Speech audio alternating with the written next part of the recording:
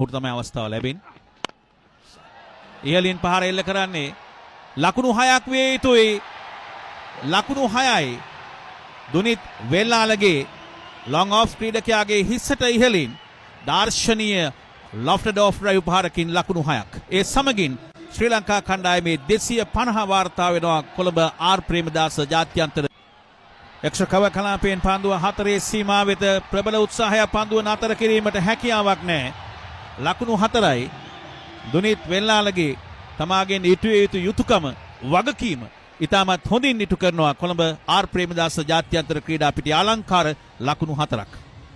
අනිවාර්යෙන් එක් දින සංචිතයක 20 සංචිතයක වමත් දඟපන්දු යවන්නේ මේ අනුව මේ ආකාරයේ පසුපසින් පැමිණ පිටියේ පන්දුවට පහර දී හැකි බලන්න දුනිත් වෙල්ලාලගේ තින්න කණ්ඩායමක සිටියම යුතු ක්‍රීඩකයෙක් කියා ඕනෑම නායකයෙක් ඉල්ලායි මේ ක්‍රීඩකයා කෙසේ වෙතත් අපි බලාගෙන තිබුණා.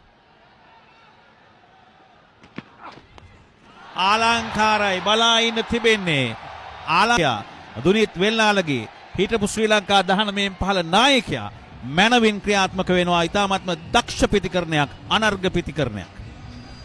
විශේෂී පන්දු යවන්නේ කොවට බලන්න ඔහුට එල්ල කරන පහර ඔහු පාද චලනය වෙනස් කරනවා. පන්දු යවන්නාගේ මතය වෙනස් කරනවා. නැත්නම් පතිතය වෙනස් කරනවා ඔහුගේ හැසිරීම තුළින්. ඒ අනුව තමයි ඔහු ලකුණු 4 ලබා ගන්නේ. මුහුකුරාගිය ක්‍රීඩකෙක් ලෙස ක්‍රීඩා කරන්නේ.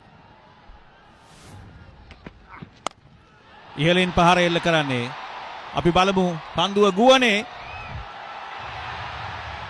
වරක් පතිත වී පන්දුව 4 සීමා වෙත කුසල් මෙන්ඩිස් ශතකය පස්සේ කළා. මේ යවුන් ක්‍රීඩකයාගේ පිතිකරණය නරඹනවා. පන්දු යවන අන්තයේ සිට අනර්ග පිතිකරණයක් විශිෂ්ට පිතිකරණයක් දුනිත් වෙල්ලාලගේ පන්දු 11කින් ලකුණු 23ක් අවසන් පන්දු ඕරේ ක්‍රිකට් ක්‍රීඩාවෙන් ලැබිය හැකි වින්දනය මනවින් පෙන්눔 කරන ඉනිමක්.